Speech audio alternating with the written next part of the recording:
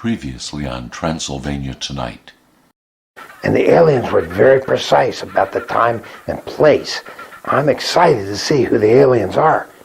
And you're saying that the aliens were very precise about the time and place where they would meet you? Yes, they were exact about the time and place. And I've been so excited, I've been waiting here for a week. They told me to meet them 210 miles east of Chile's Air Force Base here in Antarctica. Renfield, that doesn't say 210 miles. That says 210 kilometers. Oh, what's the difference? Well, 1 kilometer equals 0.62 miles. So the difference would be about 80 miles. Really? Really? So, you're nowhere near where the aliens told you to meet them, Renfield. In fact, you know what? Turn around.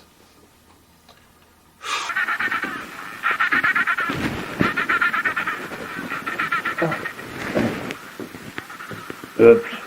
Okay, well, back to you, Drac. I'll just wait here. Maybe they'll come back? And now,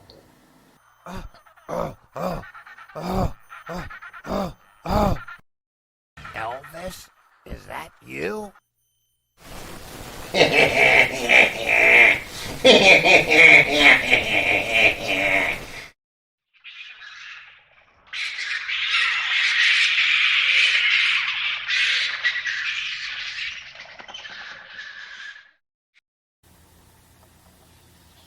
I am Countess Carita, and welcome to Transylvania Tonight. April 30th through May 1st is Walpurgisnacht, the night honoring the Saint Walpurga. On this night, the faithful around the world perform rituals to rid the night of evil spirits. So I'm really surprised that Drac can even be here tonight. But here he is, the evil spirit that roams these halls, my deadest Drac. Oh, thanks, honey bat. But you know what? If she thinks I'm evil, she should have seen my great Uncle Orlok. In a family full of black sheep, he was the blackest of the bunch. They used to say Uncle Orlok put the Baba in Baba black sheep. But stick around, and you'll see what I'm talking about for yourself.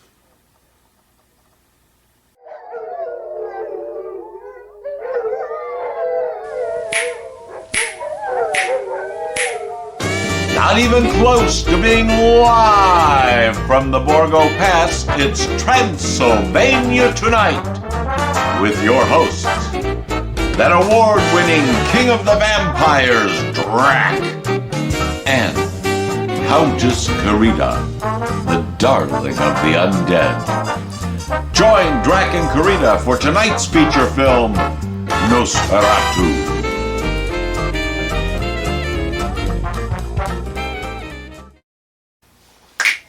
Hey, I'm Drac. She's Countess Carita, and welcome to Transylvania Tonight. This evening we have a film for you that's considered to be one of the greatest horror films ever made. Oh, yeah. It's the story of my great Uncle Orlok. The 1922 classic Nosferatu, starring Max Schreck and directed by F.W. Murnau. Now, this is a legendary film, and the legends about it surround both the movie itself and its director, with the biggest legend being that F.W. Murnau basically plagiarized Bram Stoker's Dracula for the story for Nosferatu, and that Stoker's widow sued him, won the court case, and all the prints of Nosferatu were ordered to be destroyed. But, miraculously, one print of the film survived. While it is true that all prints of the film were ordered to be destroyed, the authority of the British courts where Murnau was sued didn't extend to Germany where the film was made, and so it was never in really any danger of being destroyed. And besides that, like I told you, this isn't my story. I've never even been in Wiesborg. It's the story of my great Uncle Orlok. And since Walpurgisnacht is mentioned in Universal Dracula, and Bram Stoker's story, Dracula's Guest, takes place on Walpurgisnacht, we thought it would be appropriate to show Nosferatu on this Walpurgisnacht. So here it is, with all new title cards and a score arranged by our own executive producer, Stephanie Kokai.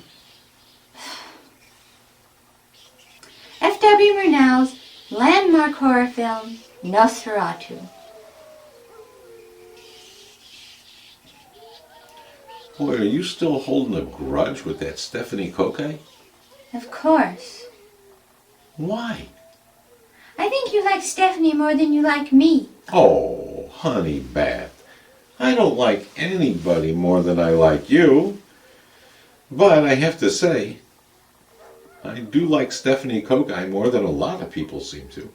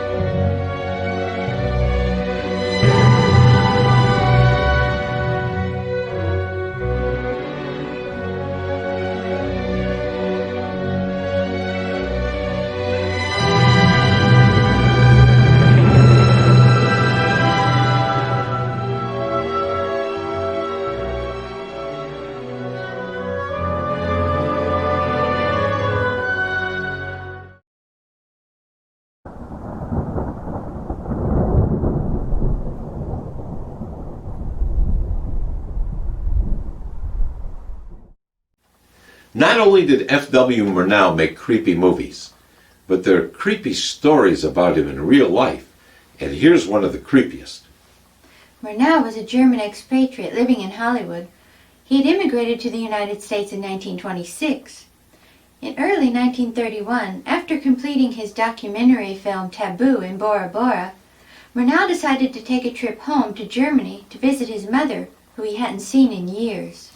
As he was making his travel plans, Murnau visited a fortune teller who told him that he would be with his mother on April 5th, but not in the way he expected.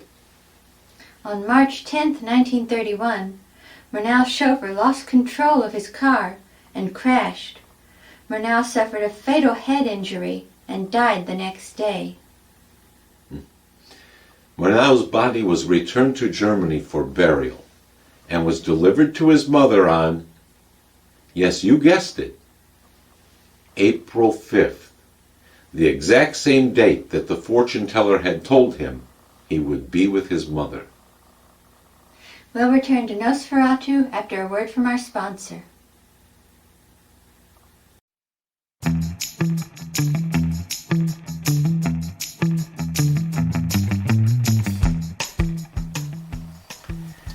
Howdy, Jack Torrance here, manager of the beautiful Overlook Hotel.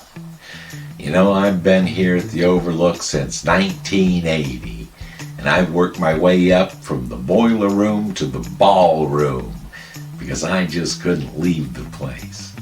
I think you'll feel the same way. And with summer coming, it's time to make your vacation plans. So I'm offering you this early bird special by rolling our room rates back to 1980 prices. And I'm not even talking about 1980 Overlook prices. I'm talking about dirt cheap 1980 down and dirty Motel 6 type prices. You can book our early bird special now for only $19.95 a night. And that's not for single occupancy. You can bring as many of your friends and family as you can fit into that room. Heck, there are probably already dozens of people in that room anyway. And remember, there's always a free continental breakfast, assuming you make it till morning. So join us for a night you'll never want to leave. And even if you do, we won't let you. Come to the Overlook, where we don't overlook anything, and we'll turn your lights out for you.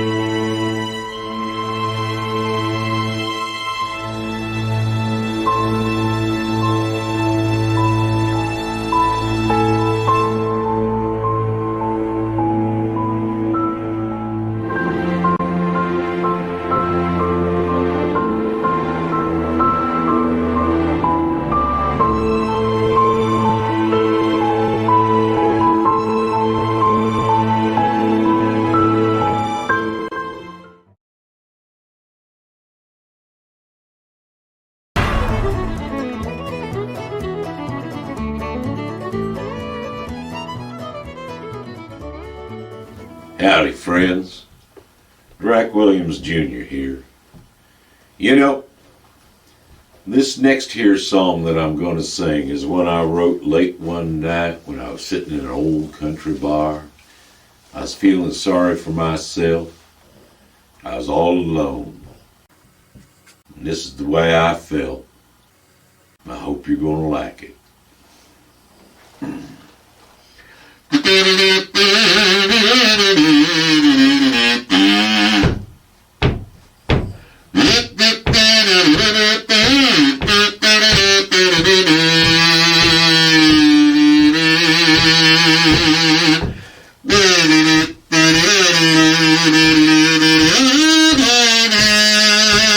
Oh, some men look for a love that'll last, some long for a love that'll linger. Truth be told, all that I really want is a love that'll pull my finger. Well, she don't need to know how to dance. She don't need to wiggle or fidget. I just want her to tug real hard on that crooked index digit. Well, once a week on chilly night, or when the bowl of pinto beans don't sit just right, and I'm cramping up with a stinger, and it's gonna be a humdinger. Well, that's when I wanna whisper. Do it, darling. Pull my finger.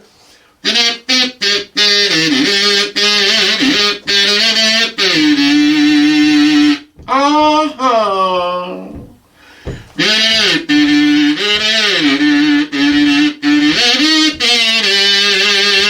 Well, some men look for a love that'll last, some long for a love that'll linger. But truth be told, all I really want is a love that'll pull my finger. Pull my finger. Pull my finger. Come on, baby doll, it hurts. Pull my finger.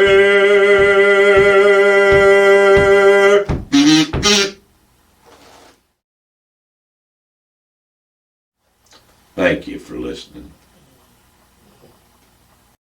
Hey kids, if you'd like to know more about the phrase, pull my finger, don't ask your teacher or librarian. That might be a bad idea. Instead, I would ask your father or your grandfather. And if at all possible, I would make a Gramps. Because let me tell you, nobody enjoys explaining the meaning of pull my finger more to kids like you than Gramps does. So ask Gramps. He'll know, and he'll be happy to show you.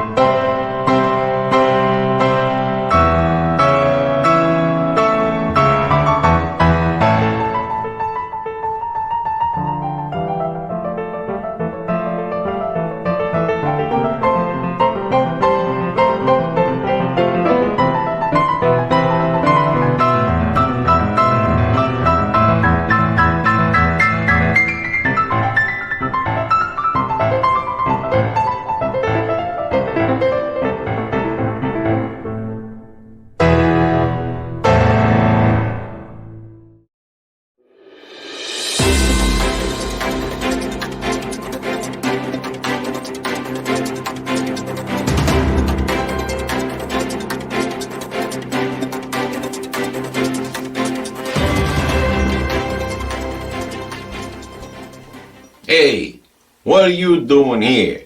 This is Jet's territory. No more. He's now Shark's territory. We're taking over. Oh, yeah? Yes. Oh.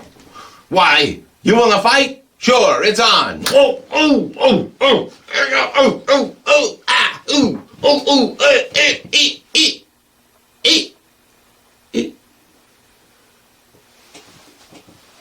I'm Drac, and this is the Bargo Pass Report. Our top story tonight, looks like we got breaking news. For more on this, we go to our Countess Carita. Carita? Thanks, Drac. Sure. Who do you want for dinner tonight? Huh? Who do you want for dinner tonight? Carita, is that really breaking news?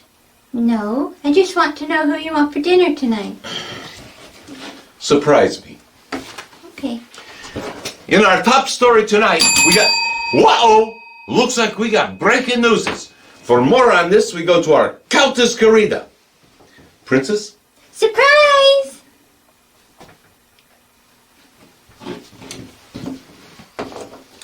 Thank you for that, Carita. You're welcome. Sure. In our top story tonight, we...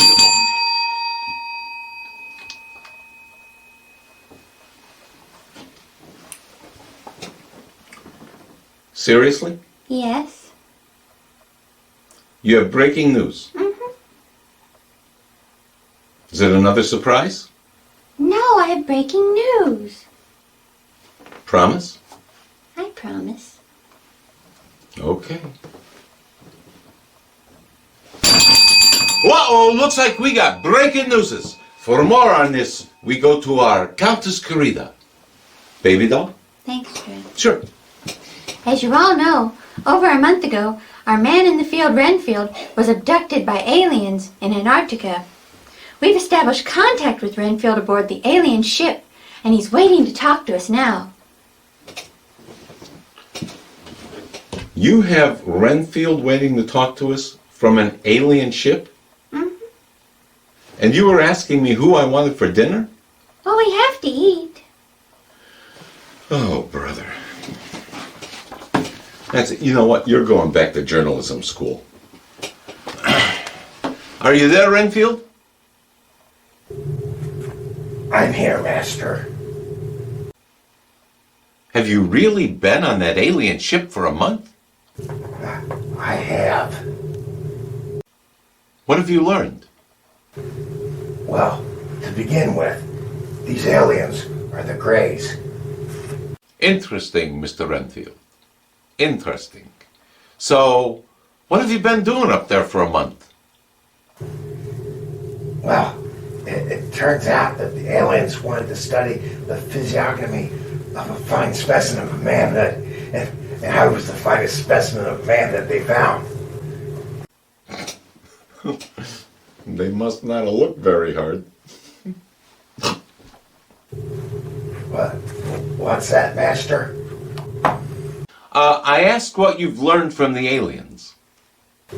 Well, they're really into probing. You mean they ask a lot of questions? No, I mean they literally like to probe. Oh. Well, anything else you've learned? Yes, they have really long fingers. The aliens have really long fingers? Yes, and they're thick too. Ah. So what else have you learned? Well, the aliens are hailers, so they've been surprised I have to be shaved daily before they can examine me. I think this one is getting ready to shave me now. Oh, poor Renfield. I can't look, Drac. Oh, so what are you going to do now, Renfield? I think I'm going to take this opportunity to get out of here. Oh, it's okay, honey bat. You can look now. Oh, good. I was worried about Renfield.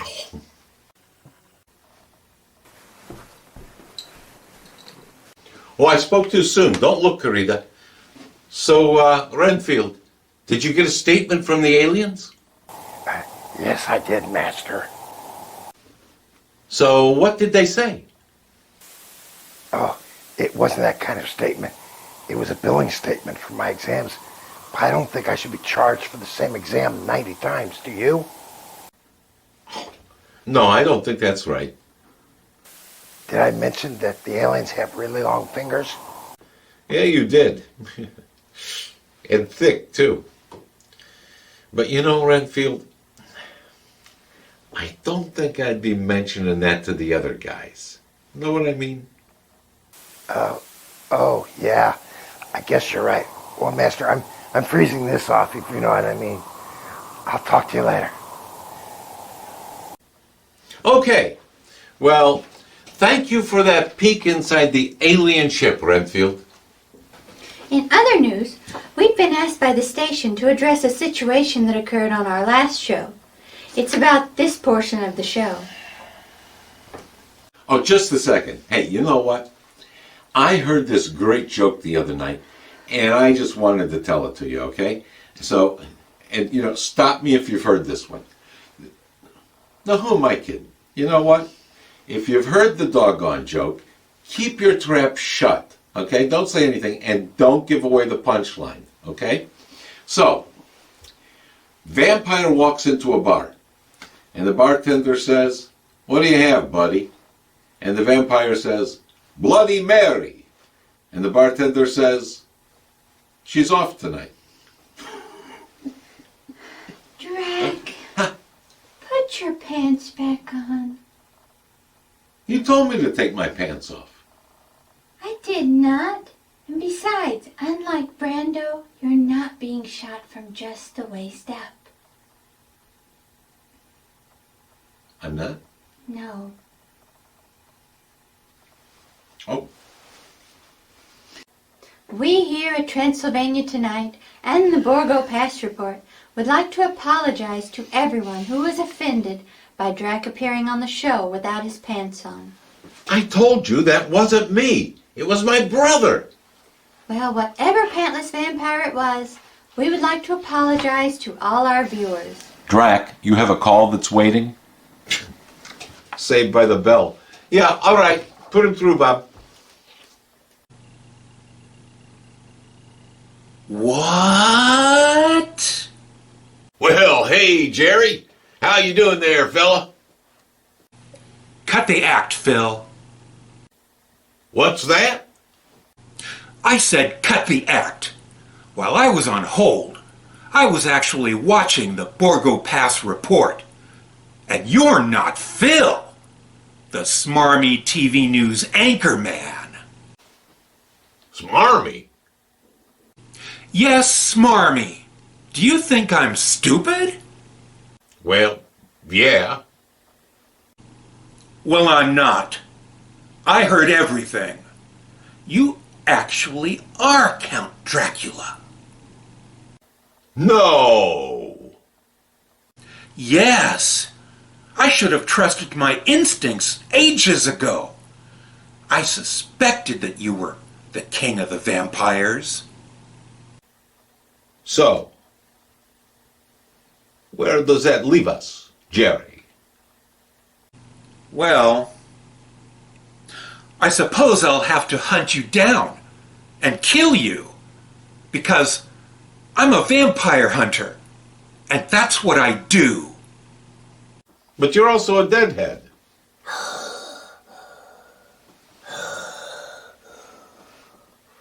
Jerry Garcia never told you what happened to your father. He told me enough. He told me you killed him. No, Jerry. I am your father. No! No! That's not true! That's impossible! Search your feelings. You know it to be true. No! No! Yes. But now I have to kill you. You think so? There's no other way, Daddy. We're not the vampires you're looking for. You're not the vampires I'm looking for. In fact, we're not vampires at all. In fact, you're not vampires at all. We can go about our business. You can go about your business. Move along. Move along. And keep on trucking. Well, that's all the time we have for this time. We'll see you next time on the Borgo Pass Report. Drac, What, honey, bat? are you really Jerry Van Helsing's father? No way. Are you kidding me? Have you ever seen his mother? Oh, man, is she ugly. What a hound. A real beast. And she has more facial hair than he does. Oh. Yeah. So you're telling me a lot of people complained about my brother not wearing his pants on the last show? Yes, we had thousands of complaints. Oof. Thousands? Thousands! But there was an old woman from a nursing home in Pittsburgh that wanted to know if you could sign a photo for her like that. Huh. How old was she? 102. A mere child. Okay. We could do that. And now, here's an editorial comment from the Borgo Pass news director, Groucho. Groucho here, the Borgo Pass news director with an editorial comment. Why, what's all this din I keep hearing about pants? And I'm not talking about Din's pants. Because we all know that Gunga Din didn't even wear pants. He just wrapped a cloth around himself. It was kind of like a turban for his tush. Now I'm talking about real pants.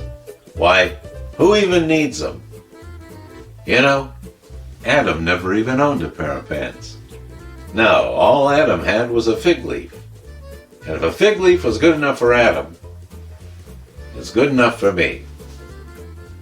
We all take our pants off from time to time. I have it on good authority that Grandma Moses even painted Grandpa Moses without his pants on one time. Of course, the canvas sagged and was wrinkly, but that's because Grandpa didn't have on any pants. And what about the movies? Who in the movies hasn't taken off their pants? Why, look at the distinguished cast of Space Cowboys. There was Donald Sutherland, Tommy Lee Jones, James Garner, and Clint Eastwood, all without their pants on. Well, of course, the film sagged and was wrinkly, but that's because they didn't have their pants on. And then more recently, there was Bryan Cranston. He took his pants off for his craft, and did it so well he got an Oscar nomination for it. Which led people to ask me, they said, Groucho, would you ever take your pants off for a scene? And I said, well, of course I would. But only if it was important to the story.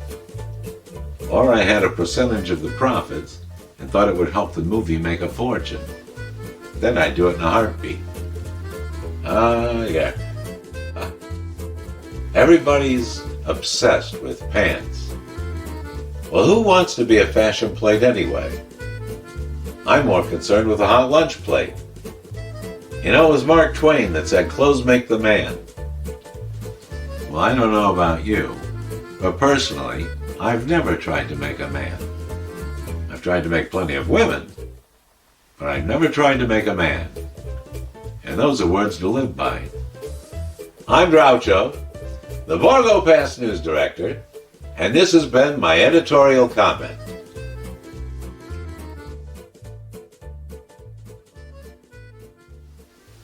Is it me or is it cold in here? This has been an editorial comment from the Borgo Pass news director, Groucho.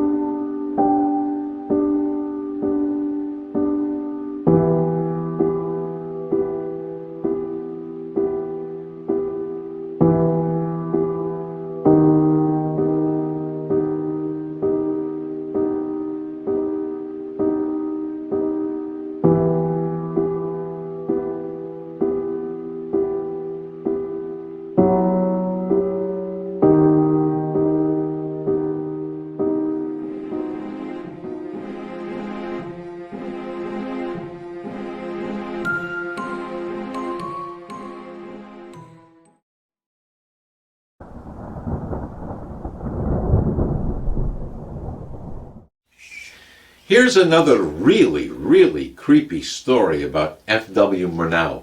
But you know what? This one's not really that old.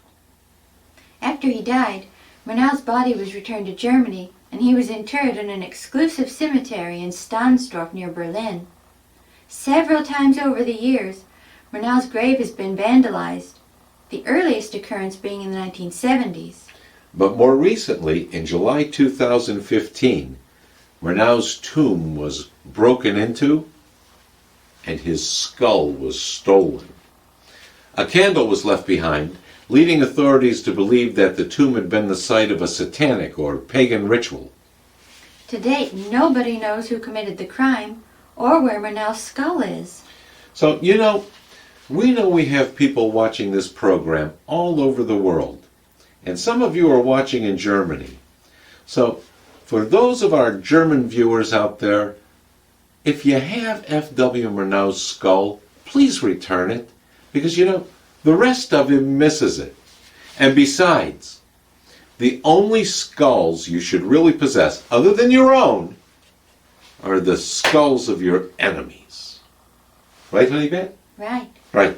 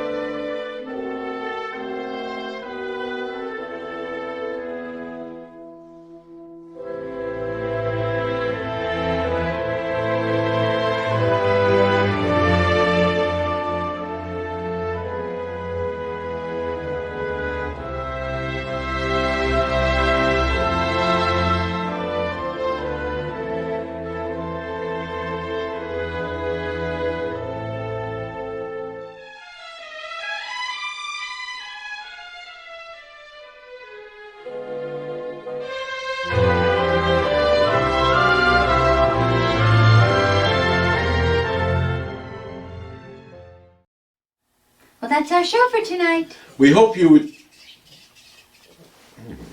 Carita, do you pronounce it Nosferatu or Nosferatu? Nosferatu. Nosferatu. Okay. We hope you enjoyed Nosferatu.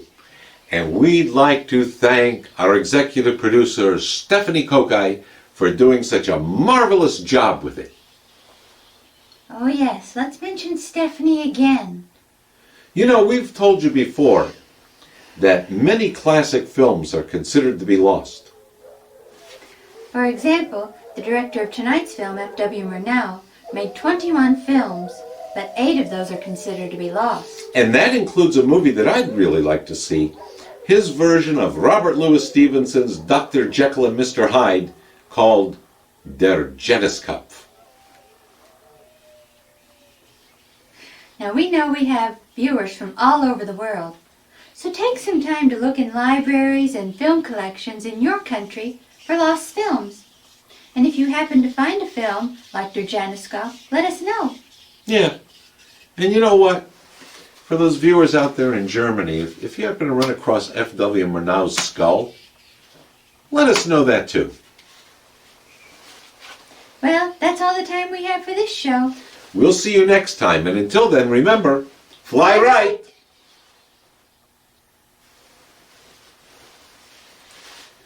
Oh, there's another one in the books. Hey, you know what? What? You look at like the great songwriters of recent history, you know? You got like Bob Dylan, you know, John Lennon, any of them. None of them wrote a song that was more poignant than Pull My Finger. I think you're right. I think so too. So you know what I think? Come on, baby, do it. Pull my finger. She's so trusting.